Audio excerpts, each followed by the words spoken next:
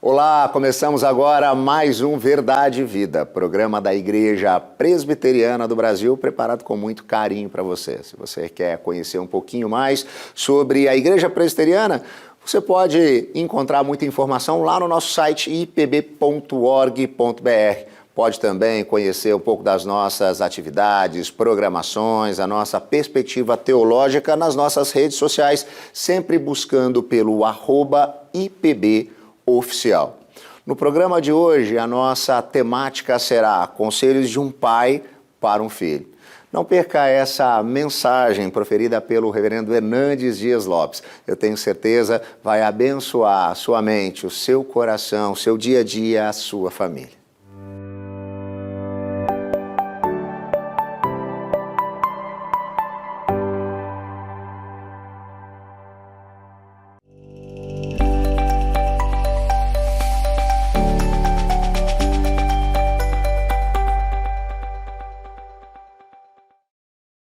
Que coisa boa é compartilhar com você a palavra de Deus.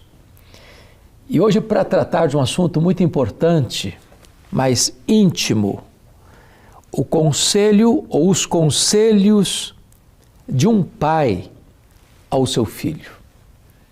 E vamos basear esta mensagem em 2 Timóteo, capítulo 1, versos 2 e 14. Vamos ouvir a leitura deste texto. Ao amado filho Timóteo, graça, misericórdia e paz da parte de Deus e de Cristo Jesus, nosso Senhor. Guarda o bom depósito, mediante o Espírito que habita em nós. O apóstolo Paulo, o grande bandeirante da fé, o desbravador do reino de Deus, o homem que plantou igrejas nas mais diversas províncias do Império Romano, como Galácia, Macedônia, Acaia, Ásia Menor, está preso pela segunda vez em Roma. Não por um crime cometido, porém, foi acusado de um crime gravíssimo: ser o líder dos incendiários de Roma. Ele já era um homem velho, que trazia no corpo as marcas de Cristo. Por onde passou, semeou a esperança, mas colheu perseguição. Agora, está no corredor da morte. Foi preso, acusado de ser um malfeitor. Foi abandonado pelos seus amigos. Quando marcaram uma audiência para ele apresentar suas testemunhas de defesa, ninguém foi a seu favor. E esse homem, que agora está no corredor da morte, aguardando o dia da sua execução, escreve para o seu filho amado, Timóteo, que era jovem, doente, tímido, para dar a ele direcionamento na vida, balizas para o seu ministério. E nessa segunda carta a Timóteo, que é a última carta que o velho apóstolo escreve, Paulo dá 4 conselhos para Timóteo como filho amado. O primeiro conselho está no capítulo 1, versículo 14, quando ele diz para Timóteo: guarda o bom depósito mediante o Espírito Santo que habita em nós. O bom depósito é o Evangelho. E guardar o bom depósito significa: Timóteo, não permita que o Evangelho seja misturado, seja contaminado, a ponto de tornar-se um Evangelho híbrido, sem eficácia e sem poder. O mesmo conselho deveríamos dar e receber hoje. A verdade não pode ser misturada com a mentira. A sã doutrina não pode ter laivos de falsas doutrinas. A palavra de Deus é pura. A palavra de Deus é infalível, ela é inerrante, ela é inspirada, ela é suficiente. Ela não se contradiz. Ela não fica velha, caduca. Ela não precisa ser ressignificada, nem atualizada. Ela não é nova nem velha, ela é eterna. E diante das muitas vozes, das muitas doutrinas estranhas no mercado da fé, Paulo está orientando a Timóteo: meu filho, guarda o bom depósito. Guarda o evangelho, não no sentido de escondê-lo, mas no sentido de preservá-lo. Essa é uma necessidade premente, ainda hoje. O segundo conselho de Paulo ao seu filho amado, Timóteo, está no capítulo 2, no versículo 3. Participa do meu sofrimento. Sofre pelo evangelho. O fato de nós sermos cristãos não nos blinda, não nos coloca numa redoma de vidro. Ao contrário, neste mundo enfrentamos perseguição. Jesus Cristo chegou a dizer nas bem-aventuranças: bem-aventurados daqueles que são perseguidos por causa da justiça. No sermão profético de Jesus, ele disse que os seus discípulos seriam odiados pelo mundo, não por maus feitos, mas por serem discípulos de Jesus. O mundo sempre odiou Jesus. Os valores de Cristo são contrários aos desmandos da ética do mundo. Os absolutos da palavra de Deus estão na contramão da ditadura do relativismo da sociedade presentana. Portanto, ser um cristão é lidar com o sofrimento. O apóstolo Paulo chega a dizer, nesta mesma epístola, no capítulo 3, versículo 12, que aquele que quiser viver piedosamente em Cristo será perseguido. Então não estranhe a perseguição, sofra pelo evangelho. Aqueles que se escandalizam com o evangelho por causa do sofrimento é porque queriam outro evangelho, dos favores, dos benefícios imediatos. Mas o evangelho oferece para você vida eterna. Enquanto caminha rumo à glória, aqui pisamos estradas juncadas de espinhos, desertos tórridos, navegamos por águas revoltas. Aqui, sim, temos muitas tribulações, porque importa que por meio de muitas tribulações entremos no reino de Deus.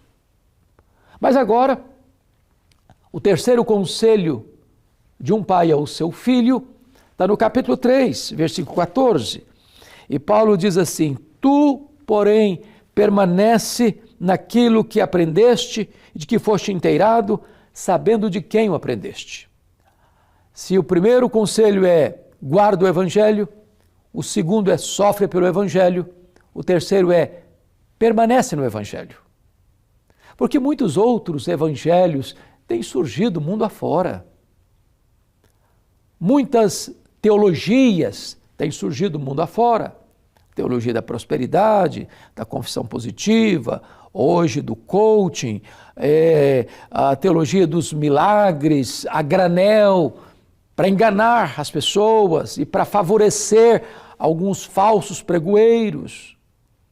O que Paulo está mostrando para Timóteo, que diante do alastramento das falsas doutrinas e do levantamento de muitos falsos mestres, ele não podia fugir do único evangelho real, verdadeiro, o evangelho de Cristo Jesus, puro, simples, mas poderoso. Permanece no evangelho. Muitos têm se desviado, muitos têm escutado o canto da sereia, muitos têm se desviado do caminho, muitos outros têm apostatado da fé, muitos outros têm abraçado um evangelho liberal que mata as igrejas, dispersa as ovelhas. Outros têm se rendido a um evangelho sincrético, misturado, místico, semipagão.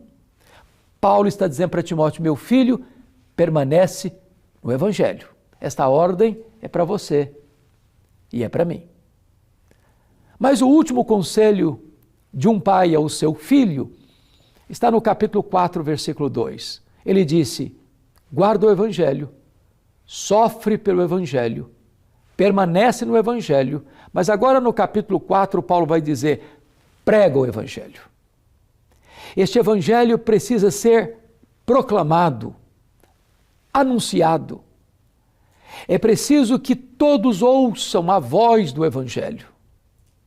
É preciso que a voz do Evangelho seja clara, eloquente, límpida, no poder do Espírito Santo. A igreja não pode reter este tesouro apenas para ela mesma. A igreja não pode guardar esta mensagem apenas para ela mesma. A igreja não existe para atender a ela mesma, mas ela existe para proclamar este Evangelho a todas as nações, a todas as etnias. Fomos constituídos em sacerdócio real para proclamarmos as virtudes daquele que nos chamou das trevas para a sua maravilhosa luz. Somos embaixadores de Deus, somos arautos do Rei, somos aqueles que anunciam as boas novas de salvação num mundo rendido à perdição. E você?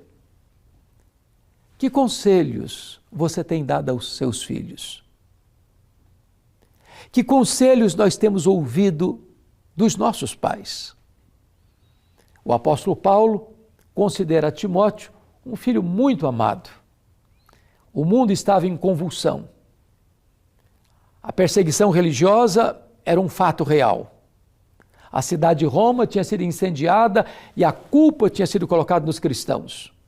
O massacre, a tortura, os martírios estavam se multiplicando. E Paulo precisa dizer para Timóteo: meu filho, nesse mundo tão mau, com tanta violência, com tanta injustiça, com tanta perseguição, você precisa entender uma coisa: é preciso guardar o Evangelho, sofrer pelo Evangelho, permanecer no Evangelho e pregar o Evangelho. Este é um conselho que lhe trago da parte de Deus para o seu coração. Eu vou orar com você. Onde você está? Ore comigo. Deus amado, te agradecemos pela riqueza da tua palavra, tão oportuna, tão necessária para alertar o nosso coração. Eu te peço que tu apliques esta palavra ao coração de todos aqueles que agora nos assistem. E eu peço isso em nome de Jesus. Amém.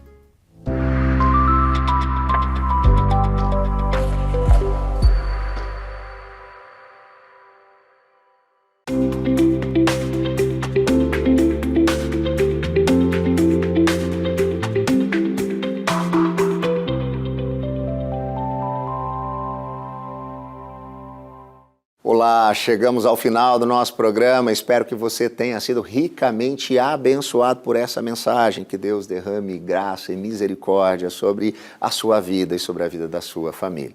Se você quer compartilhar esse programa com alguém pertinho de você, é muito fácil de fazê-lo.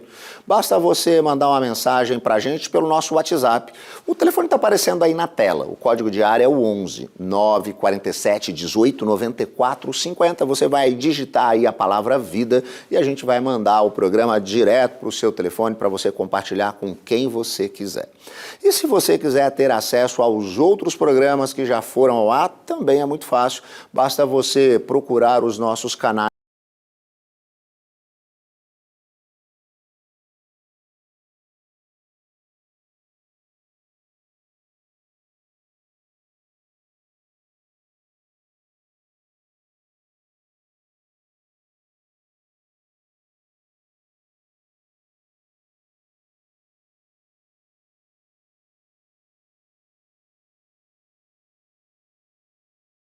O programa Verdade e Vida vai chegando ao seu final, nós vamos ficando por aqui, mas na semana que vem nós estaremos de volta.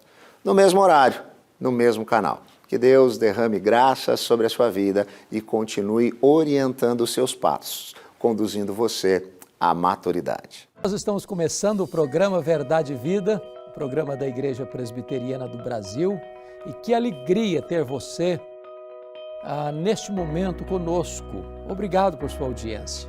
Nossa gratidão às igrejas que têm nos apoiado Brasil afora, para que este programa chegue a todos os lares em todo o território nacional. Hoje eu quero tratar de um assunto importantíssimo com você. Como eu posso conhecer a vontade de Deus? E eu quero basear esta mensagem em Romanos, capítulo 12, versos 1 e 2. Vamos ouvir a leitura deste texto. Rogo-vos, pois, irmãos, pelas misericórdias de Deus, que apresenteis o vosso corpo por sacrifício vivo, santo e agradável a Deus, que é o vosso culto racional. E não vos conformeis com este século, mas transformai-vos pela renovação da vossa mente, para que experimenteis qual seja a boa, agradável e perfeita vontade de Deus. O apóstolo Paulo escreveu a sua mais robusta epístola, sua carta aos Romanos. E este é um verdadeiro tratado teológico, onde o apóstolo Paulo retrata de maneira eloquente e belíssima o grande plano da nossa salvação, estabelecida por Deus desde a eternidade, executada na história, que há de se consumar na segunda vinda de Cristo. Depois que ele dedicou 11 capítulos à parte doutrinária, ao conteúdo da sua teologia, agora Paulo usa a segunda parte desta carta, capítulos 12 até o 16, aplicando os ensinamentos que transmitiu nos 11 primeiros capítulos. E o capítulo 12 é como que esta dobradiça entre a parte doutrinária e a parte prática. E aqui ele começa um dos assuntos mais empolgantes: como você pode conhecer a vontade de Deus para a sua vida. Uma das perguntas que eu mais ouço na minha caminhada cristã é esta: pastor, como eu posso saber qual a vontade de Deus para a minha vida? Aqui esse texto vai responder isto. E Paulo vai nos dar aqui 4 caminhos, 4 pistas, mediante as quais nós poderemos ter segurança de experimentar a boa, agradável e perfeita vontade de Deus para a nossa vida. A primeira coisa que ele faz aqui é a petição. Ele diz assim: rogo-vos, pois, irmãos, pelas misericórdias de Deus. Veja você que esta preposição pois é que é o elo de ligação entre o que Deus fez por nós para aquilo que nós devemos fazer para Ele. Paulo está rogando para que esses irmãos pudessem, pelas misericórdias de Deus, por aquilo que Deus fez por eles, pudessem agora apresentar a vida deles a Deus. Nós começamos a conhecer a vontade de Deus quando nós começamos a orar. Eu não sei se você tem o hábito de orar, de falar com Deus, de colocar sua vida, seu coração, sua família, seus negócios, seu futuro nas mãos de Deus. Mas Paulo começa por esse caminho, o caminho da petição a Deus. A segunda coisa que Paulo vai mostrar aqui é a apresentação.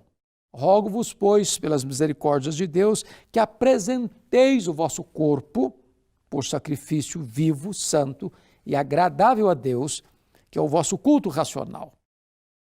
Note você que esta palavra apresentar era a mesma palavra usada lá no Antigo Testamento para o sacerdote que ia oferecer um sacrifício. Uma vez colocado o sacrifício no altar, esse sacrifício não podia ser tomado de volta.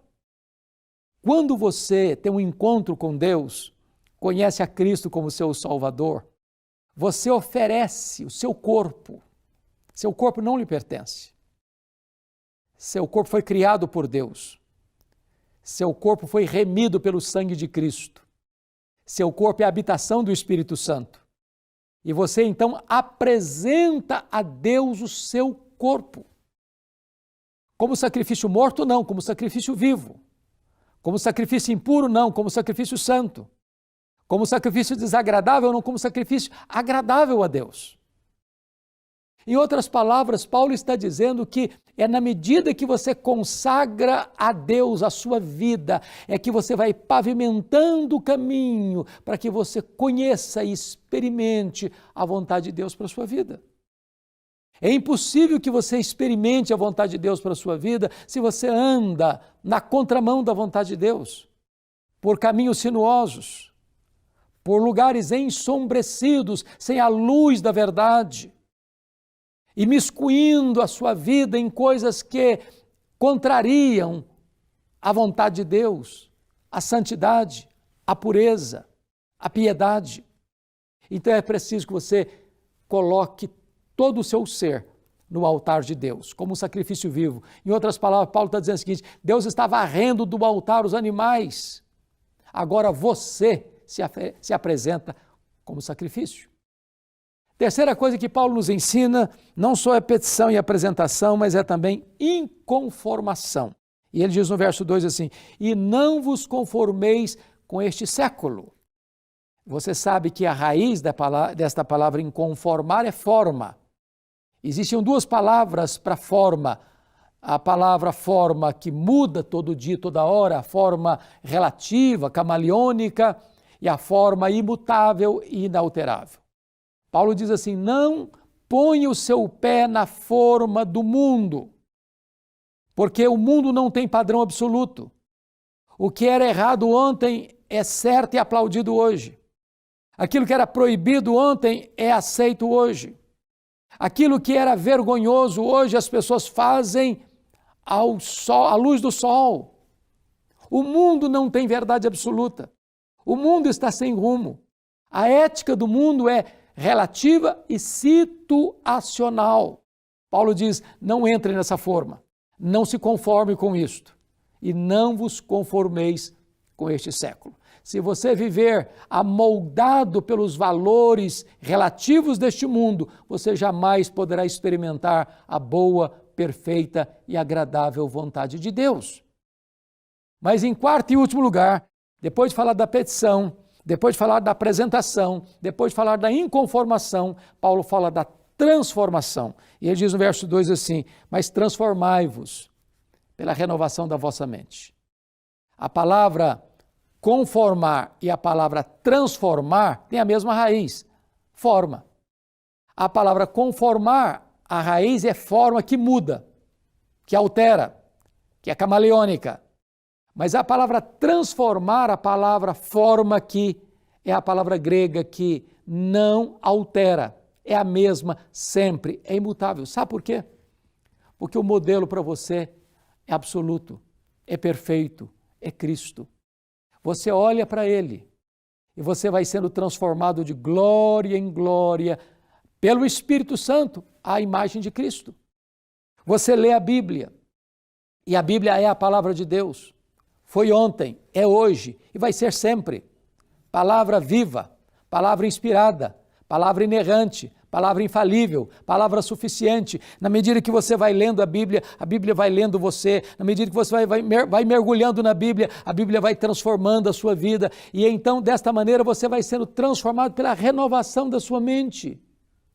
Sua mente vai mudar, seus valores vão mudar, seus princípios vão mudar. Você vai deixar de lado o relativismo deste mundo que está posto no maligno e você vai abraçar os absolutos de Deus, a verdade eterna de Deus. E isso vai mudando, isso vai transformando o seu coração, a sua mente, a sua vida. E Paulo conclui assim: para que experimenteis qual seja a boa, agradável e perfeita vontade de Deus. Quando você vive desta maneira, conhecer a vontade de Deus é resultado, é consequência de um estilo de vida. Você quer conhecer a vontade de Deus? Peça a Ele, apresente-se a Ele, inconforme-se com este século e se transforme, seja transformado pela renovação da sua mente em Cristo Jesus. Eu quero orar com você. E hoje você pode, então, tomar essa importante decisão na sua vida. Deus, eu te agradeço pela bênção de ter a Tua palavra, de expor a Tua palavra, e eu te peço que Tu apliques esta palavra ao coração dos que nos assistem. Assim oramos em nome de Jesus. Amém. Pastor Rodrigo, eu quero acolhê-lo mais uma vez Pastor Hernandes, que alegria podemos estar aqui juntos mais uma vez, ouvindo mensagem tão abençoadora, Amém. né? E eu fico pensando todas as vezes, aqueles que estão nos acompanhando, assistindo essa mensagem, fico imaginando, nossa, mas como eu gostaria de enviá-la para um amigo, para um parente. Tem jeito de fazer isso? Então, tem explica sim, pra nós. você pode fazê-lo. Basta você entrar em contato conosco pelo nosso WhatsApp que está aparecendo aí, é o código de área 11 9 47 18 94 50. Você digita lá a palavra vida e sabe o que vai acontecer? Você vai receber aí na sua casa o programa de hoje, no seu celular, para você poder compartilhar para quem você quiser. Ah, Pastor Rodrigo, eu queria os outros programas também, eu queria assistir novamente um programa que me impactou. Você pode nos encontrar lá no nosso canal do YouTube, Programa Verdade e Vida, e você pode ver, rever, assistir novamente todos esses programas que ao longo dos últimos anos têm impactado, abençoado a vida de pessoas, transformado famílias e relacionamentos a partir do Evangelho. Que Deus possa, de fato, continuar usando esse programa para abençoar a sua vida. Esse é o nosso propósito, é o propósito do programa Verdade e Vida, é o propósito da Igreja Presbiteriana do Brasil. Não é mesmo, reverendo?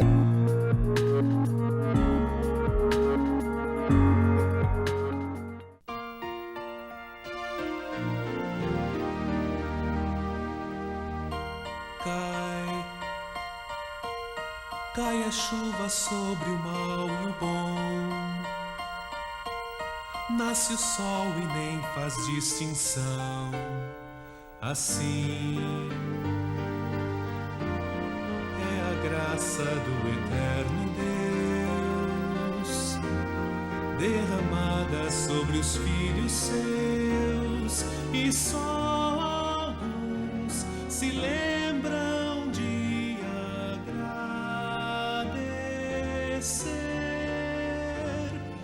pois só alguns assim conseguem compreender.